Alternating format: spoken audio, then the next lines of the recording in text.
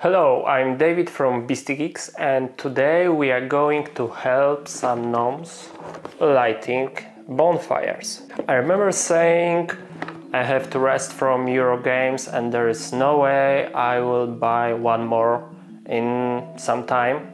And then Stefan Feld launched his new project named Bonfire. And the first leaks proved that the game is something we should get interested by.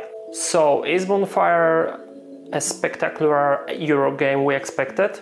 The short answer is yes, but let's find out why we think so. This is one of those games where the learning curve is not a curve, it's rather a high suspended ledge that is extremely difficult to jump to. But once you reach it, you will discover a place where you immediately feel at home. The rulebook is written really good, but the number of actions you can perform and, more importantly, the number and complexity of the relationships between them can be extremely overwhelming. But the effort is worth it, and in the middle of the first session discover the brilliance of this game, and you will probably say things like, "Ah, that's why, oh my god, it's so clever," at least several times. To show you some numbers, our first two-player session took over 2 hours, when the second one we finished below 70 minutes. I'm honestly impressed how well designed Bonfire is. Stefan Feld took several mechanics like tile placement, set collection, card market, point-to-point movement and puzzles, mixed them with a ton of tokens and tiles, and served as a super balanced but more of a very clever engine, where all elements interact with each other in smooth, intuitive, yet very complex way. A lot of Euros on the market serve quite nice interaction between mechanics, but in Bonfire, even the tiniest element is connected directly or non-directly with any other element within the game. This means a properly executed strategy will affect as a long, effective cascade of highly scored actions.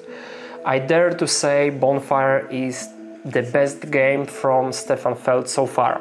In our home, Bonfire dethroned games like Barrage, Maracaibo and Brass. Thanks to the card market, where you can buy gnomes, providing permanent passive skills, and thanks to the random setup of fate tiles, offering path tiles, tasks, portals, each session feels different. And although you should balance all of the elements every time you play, your strategy to the victory will be different each time. The last thing I thought I would say about any game from Pegasus Spiele will be calling one of the games charming and immersive. But Bonfire is just like it. After setup, all components create this beautiful magic shrine. And not only visual is pleasing here, but every action you take is also deeply connected with the theme and justified by it, which is another reason why this game is so intuitive. The only thing I will probably change will be the shape of the metals, or even changing them to some small, also charming minis. But hey, what are the 3D printers for? This is the thing some of you probably don't care, but I hate this in competitive games and Euro games in general.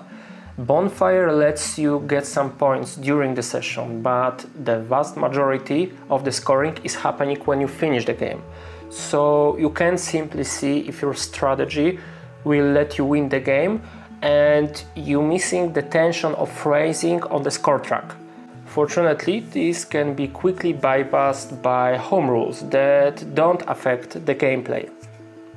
Although Bonfire represents the good old school of German Euro games at its greatness, it's still a Euro. So if you are not into this genre, you should skip this game anyway. But if you at least tolerate such type of games, or even better, you are a fan of Euro games, then Bonfire will reach your table for sure. That's all for today. See you at the next game.